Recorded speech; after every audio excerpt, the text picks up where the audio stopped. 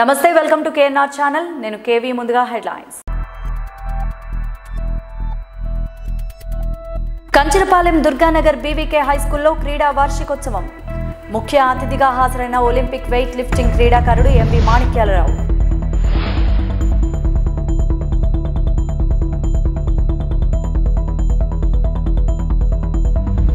విద్యార్థులు స్థానికంగా ఉపాధి సంపాదించే వారికి అవసరమైన అవగాహన. గురజాడ కళాక్షేత్రంలో యువశక్తి సదస్సు నిర్వహిస్తున్నట్లు పల్సర్ సంస్థ సీఈఓ గేదెల శ్రీనుబాబు వెల్లడి.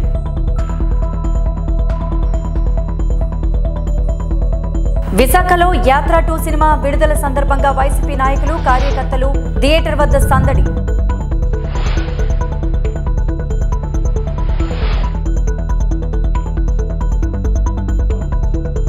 విశాఖలోని కంచరపాలెం దుర్గానగర్ బీవీకే హైస్కూల్లో క్రీడా వార్షికోత్సవం జరిగింది. కార్యక్రమానికి ముఖ్య అతిథిగా ఒలింపిక్ వెయిట్ లిఫ్టింగ్ క్రీడాకారుడు ఎంవి మాణిక్యాలరావు హాజరయ్యారు.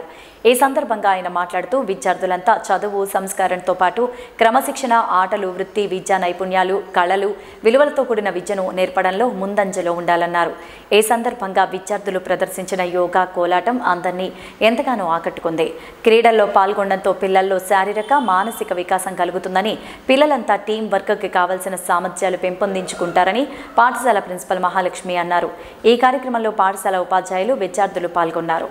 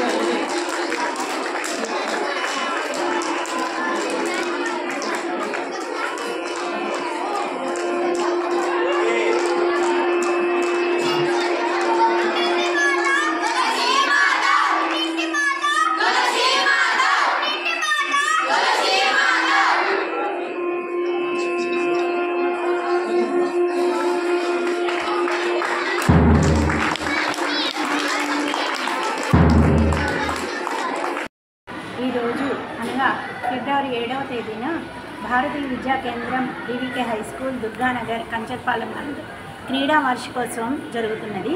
దీనికి ముఖ్య అతిథిగా విచ్చేసిన ఒలింపిక్ క్రీడల్లో వెయిట్ లిఫ్టింగ్ విభాగంలో విజేత అయినటువంటి శ్రీ ఎంవి మాణిక్యాలరావు గారు, రిటైర్డ్ స్పోర్ట్స్ అధికారి వారి ద్వారా జ్యోతి ప్రజ్వలన జరిగి కార్యక్రమం కూడా వైభవంగా జరిగింది. భారతీయ విద్యా కేంద్రం వారు నిర్వహించే పాఠశాలల్లో చదువు, సంస్కారంతో పాటు క్రమశిక్షణ, ఆటలు, వృత్తి విద్యా నైపుణ్యాలు, కళలు, విలువలతో కూడిన విద్యని నేర్పడంలో ఇవి నిలయాలు. ఈ కార్యక్రమంలో విద్యార్థులు ప్రదర్శించిన వ్యాయామ్ యోగా, పిరమిడ్స్, యోగ్ చాప్, కోలాటం అందరినీ అలరించాయి. బీవీకే పాఠశాలలు వివిధ క్రీడాంశాల పట్ల విద్యార్థుల్లో అవగాహన కల్పించడం, వారిని ప్రాంత, సమితి, రాష్ట్ర, జాతీయ స్థాయి పోటీలకు పంపించడం ద్వారా విద్యార్థుల్లో పోటీతత్వం పెరిగి మంచి క్రీడాకారులుగా గుర్తింపు పొందుతారని అన్నారు. క్రీడల్లో పాల్గొనడం వల్ల పిల్లల్లో శారీరక, మానసిక వికాసం కలుగుతుందని, పిల్లలు టీం వర్క్కి కావలసిన సామర్థ్యాలు పెంపొందించుకుంటారని పాఠశాల ప్రిన్సిపల్ శ్రీమతి మహాలక్ష్మి వాటిలో అన్నారు. ఈ కార్యక్రమంలో విద్యాభారతి క్షేత్ర ఖేల్కూద్ ప్రముఖ్ శ్రీ కేఆర్కే సత్యనారాయణ గారు, పీఈటీ ఎస్ సురేష్ గారు, ఉపాధ్యాయ సిబ్బంది, తల్లిదండ్రులు పాల్గొన్నారు. విద్యార్థులు స్థానికంగా ఉపాధి సంపాదించే వారికి అవసరమైన అన్ని రకాల అవగాహన కల్పించేందుకు ఈ నెల 9వ తేదీన నగరంలోని గురజాడ కళాక్షేత్రంలో యువశక్తి సదస్సు నిర్వహిస్తున్నట్లు పల్సర్ సంస్థ సీఈఓ గేదెల శ్రీనుబాబు తెలిపారు. గురువారం విశాఖలోని హోటల్ మేఘాలయాలో ఏర్పాటు చేసిన మీడియా సమావేశంలో ఆయన మాట్లాడారు. ఉత్తరాంధ్ర ప్రాంతంలోని నిరుద్యోగ యువతకు స్థానికంగా ఉపాధి కల్పించి పారిశ్రామికవేత్తలుగా అభివృద్ధి చేయాలనే లక్ష్యంతో ఉద్దేశంతోనే ఈ సదస్సు నిర్వహిస్తున్నామన్నారు. అదేవిధంగా రైతులు పండించిన పంటలకు గిట్టుబాటు ధర కల్పించే దళాలు లేకుండా వారే సొంతంగా ఆయా ఉత్పత్తులు అమ్ముకునే విధంగా రైతులకు సైతం అవగాహన కల్పిస్తున్నామన్నారు. ఈ సదస్సులను ఆసక్తి ఉన్న వారంతా సద్వినియోగం చేసుకోవాలన్నారు.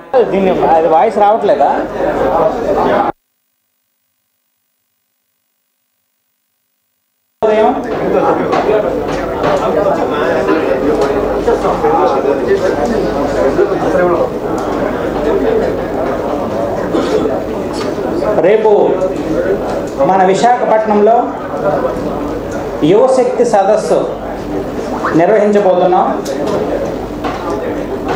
ఇంతవరకు మన ఉత్తరాంధ్రలో దాదాపుగా ఒక 5 యువశక్తి సదస్సులు, ఒక 5 రైతు సదస్సులు, ఒక 5 సామాజిక సదస్సుల ద్వారా ఒక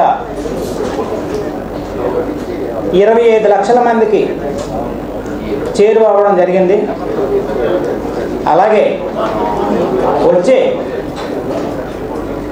45 నుంచి 50 రోజుల్లో ఒక 10 యువశక్తి సదస్సులు, ఇంకొక 10 రైతు సదస్సులు చేసి తద్వారా ఒక 2 కోట్ల మందికి రీచ్ అయ్యే విధంగా కార్యాచరణ రూపొందించడం జరిగింది.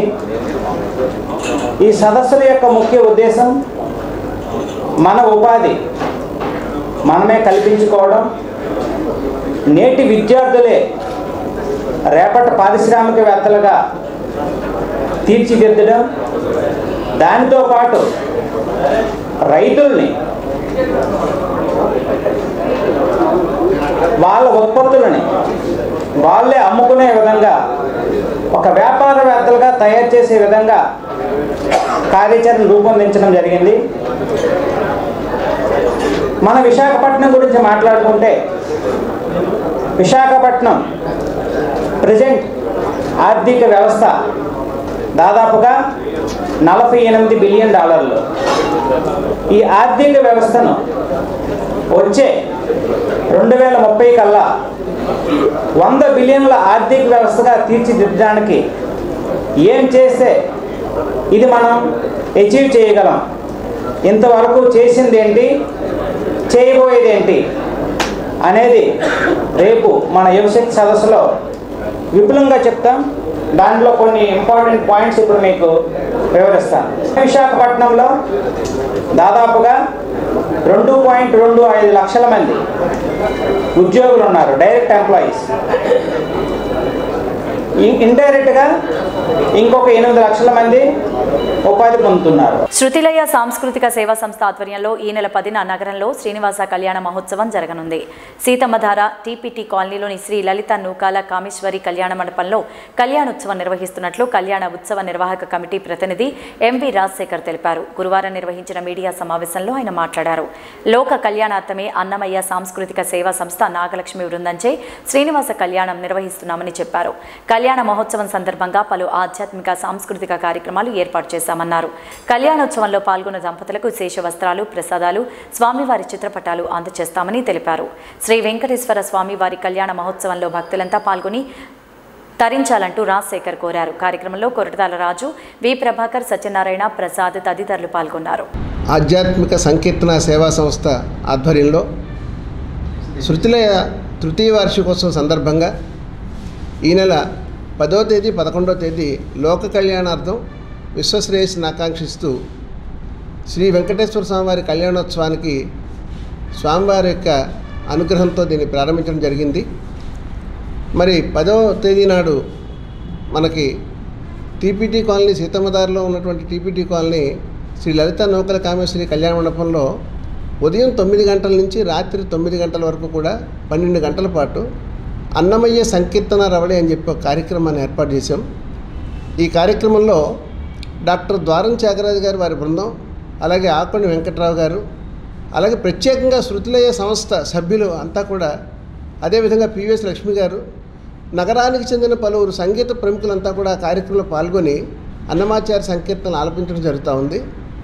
మరి అదే రోజున మనకి ఈ కార్యక్రమం ప్రారంభోత్సవానికి సద్గురు సేవాశ్రమం వ్యవస్థాపకులు రాజుగారు, అలాగే సెంచూరియన్ ఛాన్సలర్ ఆచార్య జిఎస్ఎన్ రాజు గారు ఈ కార్యక్రమానికి వచ్చి వీళ్ళిద్దరూ కూడా ప్రారంభించడం జరుగుతూ ఉంది. మనం 11వ తారీఖు ఆదివారం నాడు ఉదయం ప్రత్యేకంగా సీతమ్మధార త్రిమూర్తిక వెంకటేశ్వర స్వామి ఆలయం వద్ద నుంచి బ్రహ్మాండమైనటువంటి తిరువీధి మహోత్సవాన్ని నిర్వహించడం జరుగుతుంది. ఈ తిరువీధి మహోత్సవంలో నగరానికి చెందిన పలు ఆధ్యాత్మిక సంస్థల ప్రతినిధులు, అలాగే కోలాటం బృందాలు, విష్ణు సహస్రనామం చేసేటటువంటి సంస్థలు, సంకీర్తనలు పాడేటటువంటి వారందరూ కూడా దీంట్లో పాల్గొంటారు. మంగళధ్వని వేదమంత్రాలతో ఈ తిరువీధి మహోత్సవం మనకి త్రిమూర్తిక వెంకటేశ్వర ఆలయం నుంచి ప్రారంభమయ్యి అలాగే కళ్యాణ వేదిక వద్ద ముగుస్తుంది. అదే రోజు సాయంత్రం 5:25 మన పానంగిపల్లి రంగనాథాచార్యులు శ్రీ వైఖానసాగమ శాస్త్ర ప్రకారం శ్రీ వెంకటేశ్వర స్వామి వారి యొక్క లీలా కళ్యాణ మహోత్సవాన్ని అత్యంత వైభవంగా నిర్వహిస్తున్నారు. ఈ కళ్యాణోత్సవంలో కూడా కళ్యాణోత్సవానికి సంబంధించినటువంటి సంకీర్తనలు మన శృతిలయ సంస్థ సభ్యులంతా కూడా దీంట్లో పాల్గొని గానం చేయడం జరుగుతుంది. ముఖ్యంగా ఈ కార్యక్రమం అంతటా కూడా శృతిలయ సంస్థ వ్యవస్థాపకులు వి ప్రభాకర్ గారు, అలాగే ఉత్సవ కమిటీ పెద్దలంతా కూడా దీంట్లో భాగస్వాములై చాలా చక్కగా 2 రోజుల పాటు దైవాన్ని దృష్టిలో పెట్టుకుని లోకమంతా కూడా బాగుండాలనే నేపథ్యంలో ఈ కార్యక్రమం నిర్వహించడం జరుగుతుంది. భగవద్భక్తులు 50 మంది కూడా ఈ లోక కళ్యాణ ఉత్సవంలో పాల్గొని తరించవలసిందిగా, తీర్థప్రసాదములు స్వీకరించవలసిందిగా మీ అందరినీ కోరుకుంటా ఉన్నాము. ముఖ్యంగా 10వ తేదీ 11వ తేదీ నాడు నిర్వహించే కార్యక్రమాలకు మీడియా సోదరులు 50 మంది పాల్గొని కుటుంబ సమేతంగా కూడా మీరు కూడా పాల్గొనాల్సిందిగా మీ అందరినీ విజ్ఞప్తి చేస్తూ మరి నమో వెంకటేశాయ. అందరికీ నమస్కారం. నా పేరు ప్రభాకర్. శృతిలయ సంస్థ అనేది మా సంగీత సంస్థ ద్వారాగా మేము స్వామివారి కళ్యాణం గత 2 సంవత్సరాల్లో చేస్తూ వస్తున్నాం. ఇది 3వ సంవత్సరం, 3వ వార్షిక కళ్యాణోత్సవం. ఈ కళ్యాణోత్సవం లోక కళ్యాణార్థమై మేము నిర్వహించడం అయింది. మా బంధుమిత్రులు, పెద్దలు వీరందరి సహాయ సహకారాలతో ఏటికి ఆ 7 దిగ్విజయంగా నిత్యనూతనంగా జరిగించడానికి నిర్ణయం తీసుకున్నాం. అందులో భాగంగా ఈ నెల 10, 11వ తేదీలో స్వామివారి కళ్యాణం మరియు అన్నమాచార్యుల వారి సంకీర్తన ఉంటుంది. సో విశాఖ వాసులని ఈ సందర్భంగా నేను కోరుకునేది ఏంటంటే ఈ ఆధ్యాత్మిక కార్యక్రమానికి భక్తులు 50 మంది విరివిగా పాల్గొని స్వామివారి కృపకు పాత్రులు అవ్వాలని కోరుకుంటూ నమో వెంకటేశ్. ఓం నమో వెంకటేశాయ. నా పేరు సరిపల్లి పనిస్వామి. ప్రతి సంవత్సరం శృతిలయ సంస్థ ఆధ్వర్యంలో శ్రీనివాసుని కళ్యాణం చేయడానికి నిశ్చయించిన కమిటీ సభ్యులందరికీ నా హృదయపూర్వక నమస్సుమాంజలుడు. వీరు చేస్తున్న కార్యక్రమంలో మేము పాలు పంచుకోవాలి అని ద్రావిడ సంక్షేమ సంఘం శ్రీ లలితా నూకల కామేశ్వరి కళ్యాణ మండపంలో వీరి ఆధ్వర్యంలో కళ్యాణోత్సవం చేయాలి అనే సంకల్పం మాకు కూడా కలిగింది. వారికి ఇతోధికంగా సహాయ సహకారాలు అందించాలని మా సభ్యులందరూ ముందుకు వచ్చి వారి దైవ కార్యక్రమాలు ఏది చేసినా సరే మా కళ్యాణ మండపంలో వారికి సహకరించడానికి మా పెద్దలందరూ నిశ్చయించారు.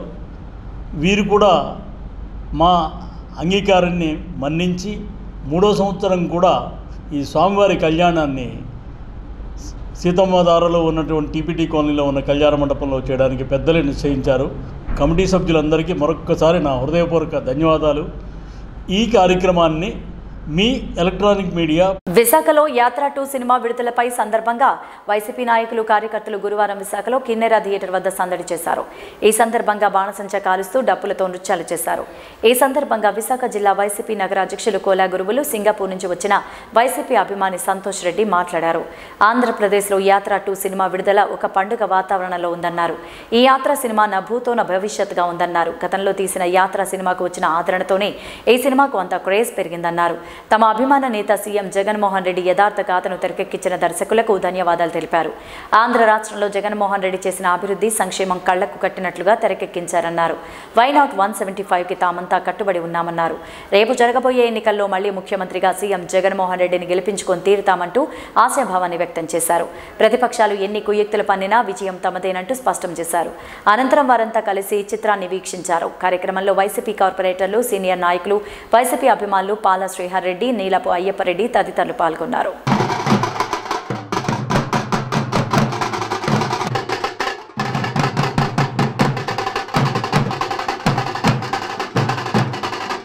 అండి, నేను వైఎస్ఆర్సీపీ సింగపూర్ నుంచి వచ్చాను. ఇన్ జనరల్గా ఈరోజు మనకు తెలుసు, ఈరోజు ఆంధ్ర రాష్ట్రం మొత్తం అంతా పండగలాగా ఉంది. ఆల్రెడీ యుఎస్ ప్రీమియర్స్ కానీ ఇతర దేశాల్లో కానీ యాత్రా ఫిలింకి చాలా మంచి టాక్ వచ్చింది. ఈ యాత్రా ఫిలిం మనం చాలా మటుకు రియల్ హీరోలు చాలామందిని చూసామండి, కానీ ఇది మొదటిసారి ఒక రియల్ హీరో కోసం ఒక ఫిలిం చేస్తున్నారు. దాంతో మాహి రాఘవన్న చాలా బాగా చేశారు. ఈ ఫిలింలోని చాలా మంచి డైరెక్షన్తో చేశారు. మీరు కానీ గమనిస్తే చాలామందివి చాలా బయోపిక్లు వచ్చాయి. ఈ బయోపిక్ టోటల్లీ డిఫరెంట్ అని చెప్పాలి. ఎందుకంటే మనం అందరం రియల్ టైంలో చూసాం. ఇది ఎప్పుడో జరిగింది కాదు. లాస్ట్ 10 yearsలో మనం చూసిన డెవలప్మెంట్స్ అన్నీ మన కళ్ళెదురుగా ఉన్నాయి. ఈరోజు మనం కానీ కరెక్ట్గా కానీ అబ్జర్వ్ చేస్తే కరెక్ట్గా ఎవరైతే రియల్ హీరో పార్టీలు పెట్టి ఇతర కాంగ్రెస్ పార్టీలు ఆ టైంలో కలిసిన చిరంజీవి గారి టైంలోనే కరెక్ట్గా కాంగ్రెస్ వద్దనుకొని మన వైఎస్ జగన్మోహన్ రెడ్డి గారు బయటకు వచ్చారు. అలాంటి జగన్మోహన్ రెడ్డి గారికి చాలా ఇబ్బందులు పెట్టారు, చాలా కష్టాలు పెట్టారు.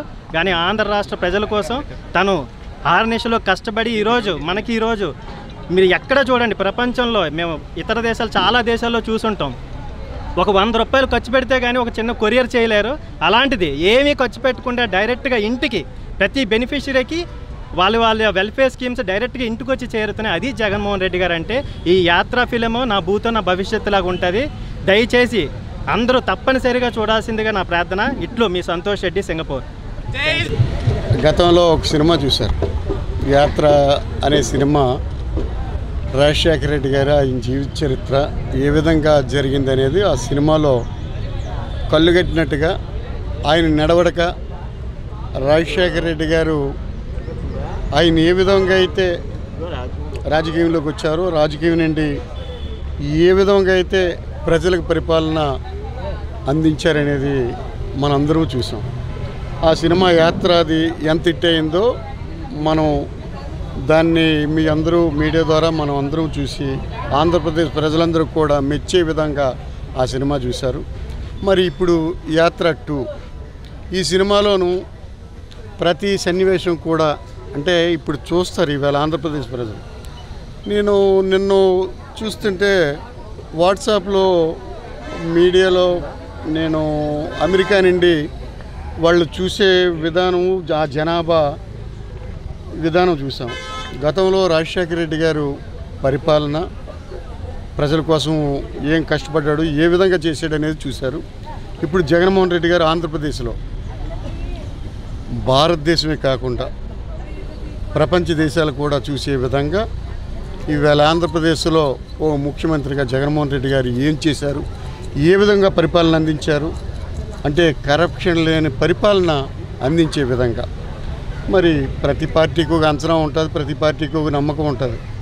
అంటే ప్రతి మనిషి నన్ను కూడా ఏదో బుర్జలాలనే చూస్తుంటుంది. అలాగే మరి చంద్రబాబు నాయుడు కానీ, పవన్ కళ్యాణ్ కానీ జగన్మోహన్ రెడ్డి మీద ఏదో విధంగా ఆయన్ని బ్యాట్ చేయాలనో మీడియా ద్వారాగో లేకపోతే ఇంకనేక రకాల పన్నాగాలు, ఎత్తుగడలు ఇవన్నీ చేస్తుంటారు.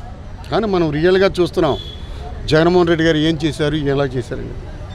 ఒక అవినీతి లేని పరిపాలన, ప్రతి మరి అమ్మఒడనే చిన్న పథకం అది ప్రజలు ఆంధ్రప్రదేశ్ని ఓ తలరాత మార్చే విధంగా.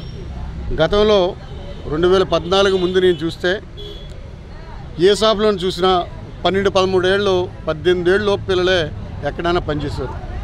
ఈరోజు చూస్తుంటే విశాఖపట్నమే కాదు ఆంధ్రప్రదేశ్లో ఎక్కడ చూసినా చిన్నపిల్లలు అనేది కనిపించకంట బడెళ్ళి ఆ బడిలో చదువుతూ, ఆ స్కూల్లో చదువుతూ మరి బయట రాష్ట్రాలకే కాకుండా మరి ఇతర దేశాలతో పోటీ పడే విధంగా, బయట రాష్ట్రాలతో పోటీ పడే విధంగా ఒక ఉన్నతమైన విద్యని అమలు చేసే విధానం జగన్మోహన్ రెడ్డి గారు చేశారు.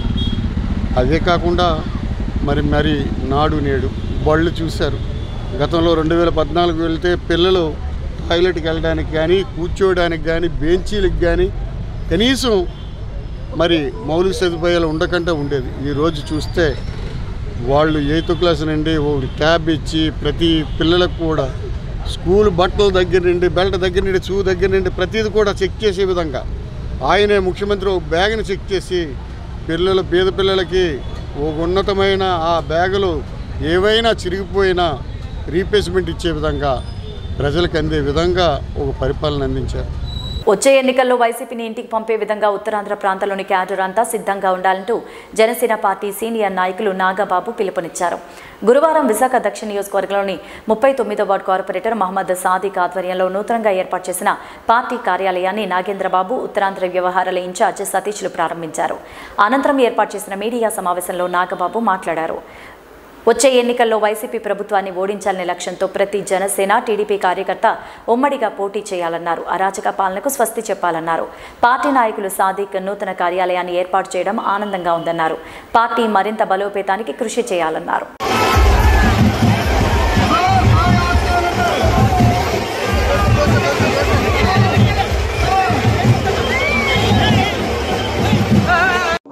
కాబట్టి మా ఉత్తరాంధ్ర వ్యవహారాల ముఖ్య ప్రతినిధి మా సతీష్ గారు ఇటువైపు రమ్మని చెప్తేను ఇక్కడ వచ్చాను. ఇది పార్టీ ఆఫీసు ఓపెనింగ్.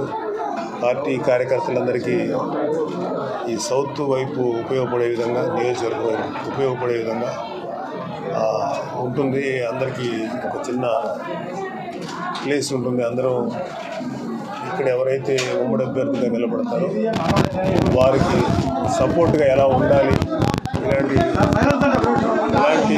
ఇష్యూస్ మీద అందరూ కలిసి మాట్లాడుకుంటాక ఒక చిన్న ప్లేస్ కావాలి.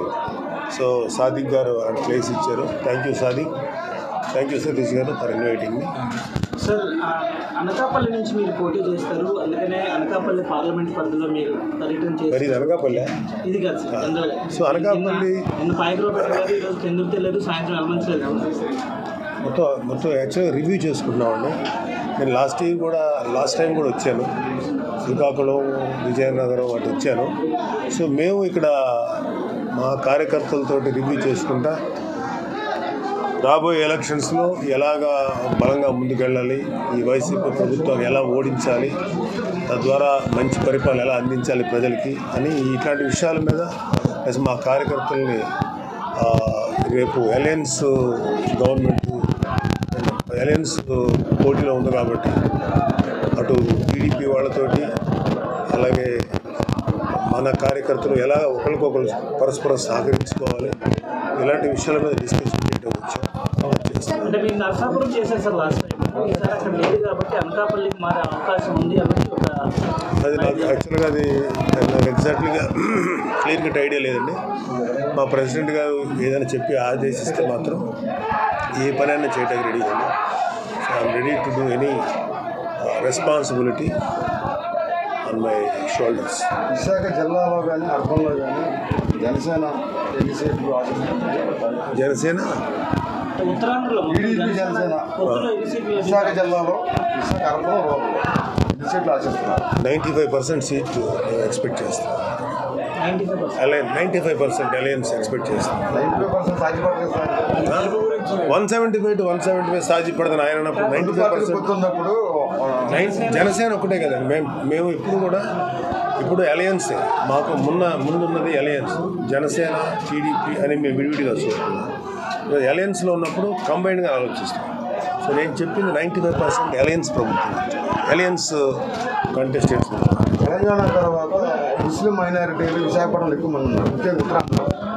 వాళ్ళకి ఎక్కడన్నా ఓటు ఖచ్చితంగా ముస్లిం అండ్ క్రిస్టియన్ అండ్ అన్ని రకాల కులాలకు సంబంధించిన వాళ్ళు, హిందూస్ అందరికీ కూడా participation. Democratic party Janasena. So ప్రతి వాళ్ళకి అలాగే ఉమెన్ అందరికీ కూడా వాళ్ళ ప్రతిభను బట్టి, వాళ్ళ కష్టాన్ని బట్టి, వాళ్ళ ఏదైతే వాళ్ళ చేస్తున్నటువంటి కృషిని బట్టి అందరికీ అవకాశం ఉంది. జగన్ గారు కూడా ఢిల్లీ వెళ్తున్నారు సార్. ఒత్తిడి కోసం ఆల్రెడీ ఢిల్లీలో వెళ్తుంది. జగన్ గారు మాత్రం రాష్ట్ర సమస్యలపై మాట్లాడడానికి వెళ్తున్నారు అని పొలిటికల్ స్ట్రాటజిక్గా వినిపిస్తుంది. అసలు ఢిల్లీ కేంద్రంగా ఏం జరగబోతోంది? ఢిల్లీలో ఏం జరుగుతుందో ఇక్కడి నుంచి ఏం చెప్తానమ్మా. కాకపోతే ఏంటంటే జగన్ గారు మాట్లాడితే ఢిల్లీ వెళ్తానని వెళ్ళి ఆయనకున్న పర్సనల్ ఎజెండా ఏదో మాట్లాడుకొని వస్తుంటారు. సో అంతేగాని రాష్ట్ర ప్రభుత్వం యొక్క వెల్ఫేర్ కోసం లేదా రాష్ట్ర ప్రభుత్వం యొక్క డెవలప్మెంట్ కోసం వెళ్ళే పని అయితే ఇన్నిసార్లు ఇన్ని కబుర్లు చెప్పుతారు. డైరెక్ట్గా ఎందుకు వెళ్తున్నావు, ఏ పని వెళ్తున్నావు, ఎంత సాధించుకొచ్చాం అని చెప్పాలి కదా. వెళ్ళినప్పుడల్లా ఒక పేపర్ ఉంటుంది, ఆ పేపర్ రిపీట్ అవుతుంది. మాజీ ప్రధాని మన్మోహన్ సింగ్ పై ప్రధాని నరేంద్ర మోదీ ప్రశంసల జల్లు కురిపించారు. రాజ్యసభలో త్వరలో 56 మంది ఎంపీల పదవీ విరమణ చేయనున్నారు. ఈ నేపథ్యంలో ప్రధాని మోదీ మాట్లాడుతూ ప్రజాస్వామ్యాన్ని బలోపేతం చేసేందుకు మన్మోహన్ చక్రాల కుర్చీలో ఉన్నప్పటికీ పనిచేశారంటూ కితాబిచ్చారు. ఎంపీలకి ఆయన ఆదర్శంగా నిలిచారన్నారు. మన దేశానికి మన్మోహన్ సింగ్ చేసిన సేవలు మరువలేనివన్నారు. సుదీర్ఘకాలం పాటు ఆయన అందించిన సహకారం, దేశాన్ని నడిపించిన తీరు ఎప్పటికీ గుర్తుండిపోతుందన్నారు. రాజ్యసభలో ఇటీవల ఓ బిల్లుపై జరిగిన ఓటింగ్లో ట్రెజరీ బెంచ్ గెలుస్తుందని తెలిసినప్పటికీ ఆయన వీల్ చైర్లో వచ్చి మరీ ఓటు వేశారంటూ గుర్తు చేశారు. కమిటీ ఎన్నికలు ఉన్న ప్రతిసారి వచ్చి ఓటు వేస్తున్నారని చెప్పారు. ఆయన వచ్చి ఎవరికి ఓటు వేస్తున్నారు అనే విషయం తాను పట్టించుకోనని, కానీ వచ్చి ఓటు వేయడం ద్వారా ప్రజాస్వామ్యాన్ని బలోపేతం చేశారన్నారు. ఓ సభ్యునిగా తన విధుల విషయంలో చాలా బాధ్యతగా వ్యవహరిస్తారంటూ ఇందుకు నిదర్శనమని చెప్పారు. ऐसी स्मृतियों को यहाँ छोड़ करके जाते हैं, जो स्मृतियां आने वाली जो नई बैच होती है उनके लिए ये अनमोल विरासत होती है. जिस विरासत को वो यहाँ अपने कार्यकाल के दरमियान और अधिक मूल्यवान बनाने का प्रयास करते हैं. जो आदरणीय सांसदगण अपने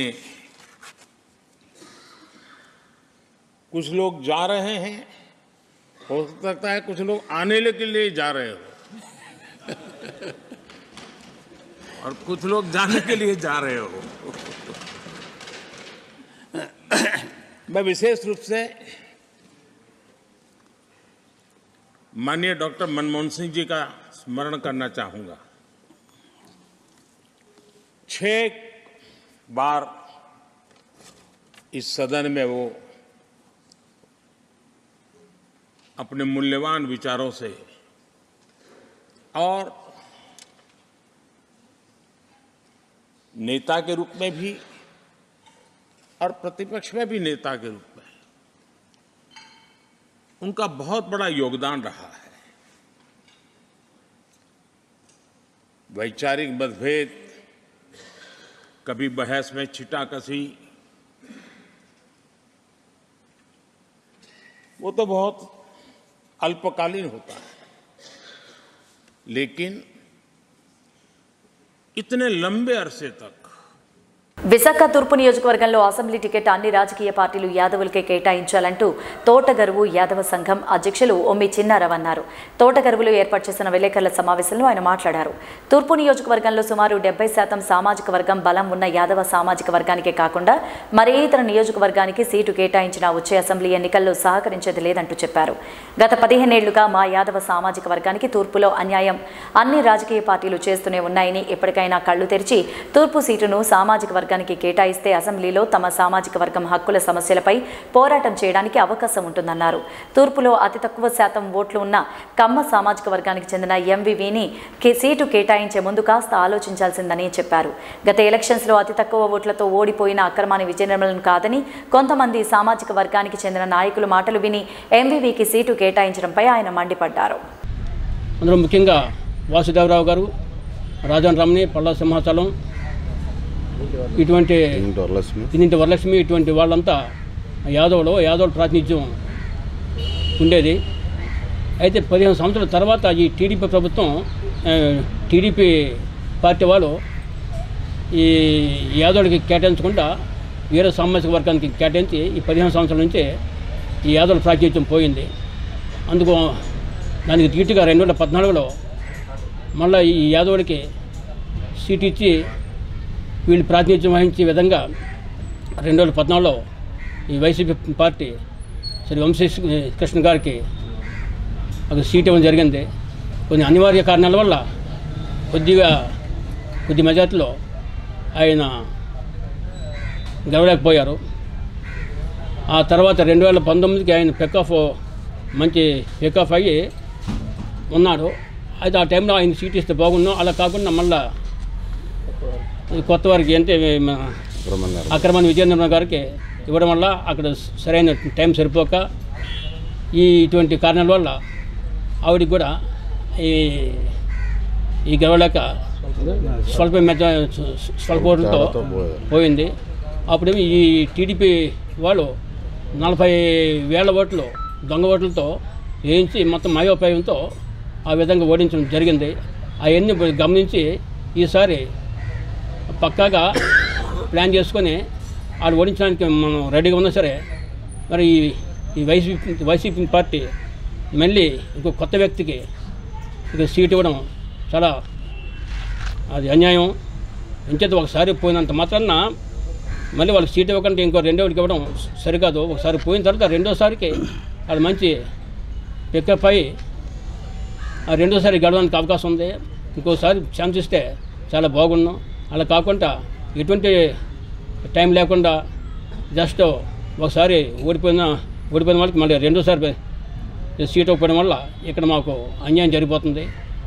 అంచేత ఈ సామాజిక వర్గానికి మాకు దగ్గర 15 సంవత్సరాల నుంచి అన్యాయం జరుగుతుంది.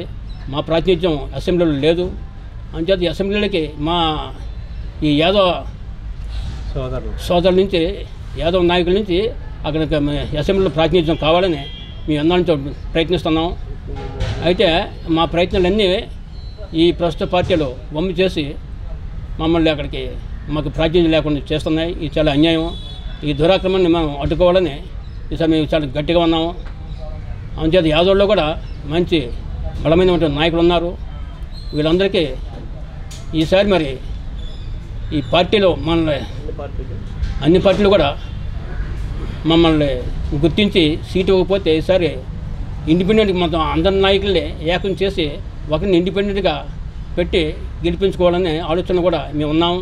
అందుచేత మా అభ్యర్థుల్ని మన్నించి ఈసారి మాకు సీట్ ఇవ్వాలా. అందులోనూ ఈ తూర్పు నియోజకవర్గంలో యాదవులు చాలా ఎక్కువ ఉన్నారు. సుమారు 70% యాదవులు ఉండగా 4% ఉన్నటువంటి మిగతా కమ్మ సామాజిక వర్గానికి ఇక్కడ సీట్ ఇవ్వడం చాలా అన్యాయం. అందులో మొన్న విజయ నిర్మల్ గారు పాదయాత్రలో చాలా అనూహ్యమైనటువంటి స్పందన వచ్చింది ప్రజల నుంచి. మరి ఆయన్ని తీసేసి కొత్తగా ఇప్పుడు ఎంపీ గారిని పెట్టడం వల్ల ఆయన స్పందనలో ఆయన పాదయాత్రకి శ్రీమతి విజయనిర్మల పాదయాత్రకి బోర్డు తేడా ఉంది. ఈయన పాదయాత్రలో కనీసం జనం కనిపించలేదు. అంచేత ఇవన్నీ కూడా ప్రభుత్వం గుర్తించి పార్టీలు గుర్తించి మరి మా యాదవ్ సోదరులకి టికెట్ ఇప్పించి మమ్మల్ని అసెంబ్లీలో ప్రాతినిధ్యం వహించే విధంగా మమ్మల్ని గుర్తించి మాకు టికెట్ ఇస్తారని మరి కోరుకుంటున్నాము. రాష్ట్రంలో వైఎస్ఆర్ పార్టీ అధికారంలోకి వచ్చిన తర్వాత దోపిడీలు దౌర్జన్యకాండ విపరీతంగా పెరిగిపోయిందంటూ జనసేన పార్టీ నాయకులు కొణతాల రామకృష్ణ వైసీపీ ప్రభుత్వ నాయకుల తీరుపై ఆగ్రహాన్ని వ్యక్తం చేశారు. భీమిలి నియోజకవర్గం జనసేన పార్టీ ఇన్ఛార్జ్ పంచకర్ల సందీప్ నియోజకవర్గంలో గత 9 రోజులుగా చేపట్టిన పాదయాత్ర సింహాచలంలో ఘనంగా ముగిసింది. ఈ పాదయాత్ర ముగింపు సభకు ముఖ్య అతిథిగా మంత్రి కొణతాల రామకృష్ణ, టీడీపీ పార్లమెంటరీ అధ్యక్షులు పాసర్ల ప్రసాదులు పాల్గొన్నారు. ఈ సందర్భంగా కొణతాల మాట్లాడారు. ఎన్నికల ముందు అమరావతి రాజధాని అని చెప్పిన జగన్మోహన్ రెడ్డి ఎన్నికల తర్వాత 3 రాజధానులు అంటూ ప్రజలను మోసం చేశారంటూ ఎద్దేవా చేశారు. నా బీసీలు, నా ఎస్సీలు, నా ఎస్టీలు అని చెప్పుకుంటూ వాళ్ళకి చిల్లర విసిరేటట్టు, బిస్కెట్లు విసిరేటట్టు ఓ పదవులు విసిరేసి మరి వాళ్ళ నుంచి వాళ్ళకి ఎటువంటి అధికారాలు లేకుండా, వాళ్ళకి ఎటువంటి విధులు లేకుండా వాళ్ళని చిన్న చూపు చూస్తూ మరి ఈ నలుగురు ఆ నలుగురు చేత ఈ రాష్ట్రాన్ని పరిపాలిస్తూ మరి ఈ రాష్ట్రాన్ని అగమ్య గోచరంగా మరి లిక్కర్ కరప్షన్, అదేవిధంగా మైన్ కరప్షన్, అదేవిధంగా శాండ్ కరప్షన్ అనడానికి అసలు ఏమీ లేదు. అదేవిధంగా హిందూ దేవాలయాలు కూడా సర్వనాశనం చేసేసి ఎప్పుడైతే మన రామతీర్థంలో రాముడు తల నరికేశారో ఆ రోజే మరి హిందువుల మీద ఇతను చేసిన దాడి అనేది మనకి తేడతల్లమైంది. మరి ఆ రోజున చంద్రబాబు నాయుడు గారు లాంటి సీనియర్ నాయకులు మరి ఆ దేవాలయాన్ని పరిరక్షించడం కోసం అతను వచ్చిన తర్వాత ఒకడు ఉన్నతమైనటువంటి చదువులు చదువుకొని ఏమీ లేకుండా ఇప్పుడే చెప్పారు గాంధీరామ్ గారు 2019 ఎన్నికల్లో 23,000 ఓట్లు సాధించుకోవడం అన్నది సామాన్యమైన విషయం కాదు. బహుశా నాకు తెలిసి ఈ జిల్లాలో ఇదే ఎక్కువేమో, ఎక్కువ ఓట్లు వచ్చాయి ఇక్కడ. ఇది సామాన్యమైన ఒక యువకుడు సాధించినటువంటి విజయం అంటే అది సామాన్యమైన విషయం కాదు. అంటే ప్రజల ఆదరణతో పాటు ఆయన మీద కూడా ప్రజలకి ఒక వ్యక్తిగతమైనటువంటి అభిమానం ఉంది కాబట్టి, ముఖ్యంగా పవన్ కళ్యాణ్ గారి నాయకత్వంలో ఈరోజు రాష్ట్రంలో జరుగుతున్న చూస్తూ ఉంటే, ఇప్పుడు చాలా సందర్భాలు చెప్పారు ఎక్కడెక్కడ ఏం జరుగుతూ ఉన్నాయి అరాచకాలు. నాకు జ్ఞాపకం వచ్చేది ఏంటంటే, గతంలో అక్కడ తెలంగాణలో నిజాం ప్రభుత్వంలో రజాకారులని ఉండేవారు. ఆ రజాకారులు గ్రామంలో పడి ఏ రకంగా దోపిడీలు చేశారో ఆ రకంగా ఇక్కడ ఒక్కొక్క ప్రాంతానికి ఒక్కొక్క రజాకారుని పెట్టి దోపిడీ చేసేటువంటి వ్యవస్థ ఈ ప్రభుత్వంలో ఏర్పడుతూ ఉంది. మన ఇక్కడలో చాలా మంది అందరమే మనం స్వతంత్ర పోరాటం చూడలేదు. ఆనాడు బ్రిటిష్ తలదొరలు ఏ రకంగా మనల్ని హింసించారో చూడలేదు. కానీ ఈరోజు రాష్ట్రంలో ఉన్నటువంటి ప్రభుత్వం పెడుతున్నటువంటి అరాచకాలు చూస్తూ ఉంటే, ఒకవైపు డాక్టర్ సుధాకర్ పరిస్థితి ఏమిటి, ఆ పార్టీలో నుంచి గెలిచినటువంటి ఒక ఎంపీ గారి పరిస్థితి ఏమిటి, జైల్లో పెట్టి పూర్తిగా కొట్టినటువంటి పరిస్థితి చూసాం. ఇంకా చాలామంది, ఒక డ్రైవర్ అక్కడ ఈస్ట్ గోదావరిలో ఏ రకంగా హత్య గావించబడి వాళ్ళు నిస్సిగ్గుగా వాళ్ళంతా కూడా రోడ్ల మీద తిరుగుతూ ఉన్నారు. నిన్న ఈ మధ్య మన విశాఖ జిల్లాలో ఒక బాధ్యత కలిగినటువంటి ఒక ప్రభుత్వ అధికారి ఎంఆర్ఓని భీమిలి కొమ్మాది, ఆయన విశాఖ రూరల్ ఎంఆర్ఓ అట, ఆయన పాపం పిల్లలతో ఉద్యోగం చేసుకున్నటువంటి మనిషి. అటువంటి బిడ్డను అన్యాయంగా చంపేసి లోపల పెడుతుంటే ఈరోజు పేపర్లో చూసాం. కనీసం వాళ్ళని జ్యుడిషియల్ కస్టడీ కూడా అడిగి ప్రశ్నించడానికి కూడా పోలీసులు అడగలేదంటే ఎంత తీవ్రమైన. గోపాలపట్నం వాసి, యూత్ కాంగ్రెస్లో తిరుగులేని నాయకుడు, ఇప్పుడు కొనతాల రామకృష్ణ గారి అడుగుజాడల్లో నడుస్తూ జనసేనలో మరి కీలక పాత్ర పోషిస్తున్నటువంటి బొడ్డేపల్లి గాంధీరామ్ గారికి, అదేవిధంగా మాజీ శ్రీను గారు జనసేన పార్టీ నియోజకవర్గంలో 98వ వార్డు సింహాచలం అందరికీ కూడా మీ అందరికీ హృదయపూర్వక నమస్కారాలు తెలియజేసుకుంటున్నాము. అలాగే మా ఇన్ఛార్జి సందీప్ గారికి, అలాగే మా ప్రీతం, మరి ఆయన పేరు చెబితే ఉత్తరాంధ్ర జిల్లాలోనే కాదు రాష్ట్రంలోనే మచ్చలేని మహానాయకుడైనటువంటి కొనతాల రామకృష్ణ గారికి నా శిరస్సాభివందనలు తెలియజేసుకుంటూ, ఈ యొక్క party Telugu Desam party general secretary 76 ward రామచంద్రనగర్లో ఆరోగ్యశ్రీ హెల్త్ కార్డులను పంపిణీ చేశారు గాజువాక ఇన్ఛార్జ్ ఊరుకోటి చందు. పేదల ఆరోగ్యానికి పెద్దపీట వేసిన గొప్ప నాయకుడు సీఎం వైఎస్ జగన్మోహన్ రెడ్డి అంటూ గాజువాక వైసీపీ ఇన్ఛార్జ్ ఊరుకోటి చందు అన్నారు. జీవీఎంసీ 76 వార్డు రామచంద్రనగర్లో ward YCP incharge Doddi Ramana ఆధ్వర్యంలో లబ్ధిదారులకు డాక్టర్ వైఎస్ఆర్ ఆరోగ్యశ్రీ హెల్త్ కార్డులు ముఖ్య అతిథిగా విచ్చేసిన ఊరుకోటి చందు చేతుల మీదుగా పంపిణీ చేశారు.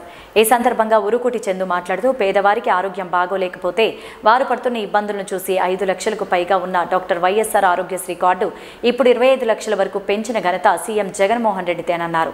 ఏ కార్పొరేట్ హాస్పిటల్కు వెళ్లినా ₹1 కూడా చెల్లించాల్సిన అవసరం లేకుండా ఆరోగ్యశ్రీ కార్డు పనిచేస్తుందని, పేదవారి ఆరోగ్యం కోసం సీఎం జగన్మోహన్ రెడ్డి ఇటువంటి మహత్తర కార్యాన్ని చేపట్టారన్నారు. మొట్టమొదటిది మరి దీంట్లో మీరు అందరూ చాలా మంది వృద్ధులు ఉన్నారు, అవ్వలు ఉన్నారు. మీ అందరూ కూడా పెన్షన్ తీసుకోవడానికి ఎంత ఇబ్బంది పడేవారు. ఇప్పుడు మా 5 ఏళ్ల క్రితం ఎలా ఉండేది, జగన్మోహన్ రెడ్డి గారు ముఖ్యమంత్రి అయ్యాక పెన్షన్ తెల్లవారే 6 గంటలకే మీ ఇంటికి పంపిస్తున్నారు. అలాగే మనం ఇంతకుముందు ఏమైనా సర్టిఫికేట్లు పొందాలన్నా, సంక్షేమ పథకాలకి దరఖాస్తులు చేయాలన్నా, లేదా ఇల్లుకి దరఖాస్తు చేయాలన్నా, ఒక ఎంఆర్ ఆఫీస్కి పనుంటే అంత వెళ్ళాలి, మున్సిపల్ ఆఫీస్కి వెళ్ళాలి. ఏ పనున్నా సరే ఎక్కడికి వెళ్ళేవాళ్ళు ఎంఆర్ ఆఫీసుల చుట్టూ, మున్సిపల్ ఆఫీసుల చుట్టూ, అలాగే స్థానికంగా ఉన్న నాయకుల చుట్టూ కాళ్ళు అడిగేలా తిరిగేవారు. మీరు అందరూ కూడా ఎవరో ఒకళ్ళు రికమెండేషన్ చేస్తే మనకు పెట్టకపోతారా, బాబు ఇలా కార్డు ఇస్తున్నారు, కార్డు చేయించు బాబు అని అంటే ఎవరు చెప్తే పని అవుతారు. కానీ ఇప్పుడు ఆ పరిస్థితి ఉందమ్మా. మీరు ఏదైనా పథకం కోసం ఎవరైనా కార్పొరేట్ ఇంటికి వెళ్తున్నారా, ఎమ్మెల్యే ఇంటికి వెళ్తున్నారా, ఎక్కడికి వెళ్తున్నారు, సచివాలయంకి వెళ్తున్నారు, వాలంటీర్ మీ ఇంటికి వస్తుంది.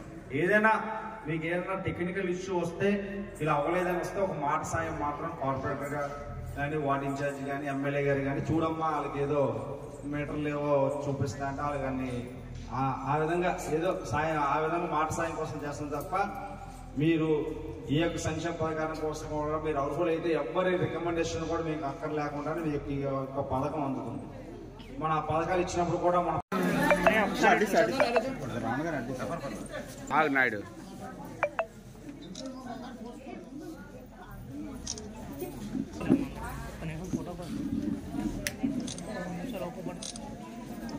జీ కొండూరు మండలం ఎంఆర్ఓ వివిఎల్ నరసింహారావుతో మా KNR channel regional coordinator Mattipalli Balakrishna face to face.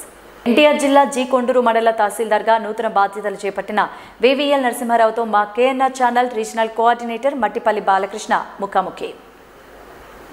NTR జిల్లా జీ కొండూరు మండలం తహసీల్దార్గా నూతన బాధ్యతలు తీసుకున్న వివిఎల్ నరసింహారావుని విధి నిర్వహణ గురించి మా KNR channel regional coordinator Mattipalli Balakrishna అడిగిన ప్రశ్నలకు బదులిచ్చారు. రెవెన్యూ పరంగా నా దృష్టికి వచ్చిన ప్రతి దరఖాస్తుపై ఫిర్యాదుపై తక్షణమే స్పందిస్తామని పరిశీలిస్తామని చెప్పారు.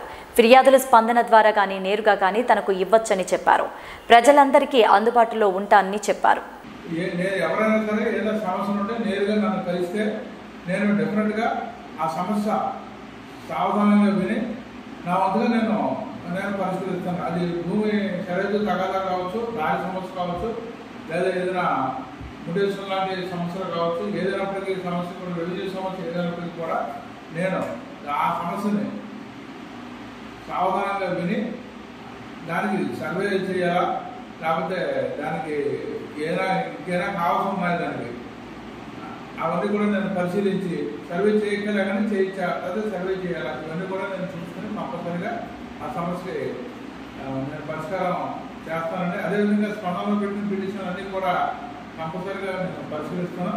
మామూలుగా కూడా నాకు వచ్చి డైరెక్ట్గా కూడా అర్జీలు ఇవ్వచ్చండి. స్పందన అనేది లేదు, మామూలుగా కూడా అర్జీలు ఇస్తే ప్రతి ఒక్క అర్జీ మీద కూడా అది నిర్ణీత కాలంలో దాని మీద విచారణ చేసి పూర్వపక్షంగా అర్జీదారులకి ఒక పరిష్కారాన్ని చూపిస్తానని మీ అందరికీ కూడా నేను మండల సిటిజన్స్ పౌరులందరూ కూడా నేను తెలియజేస్తున్నాను.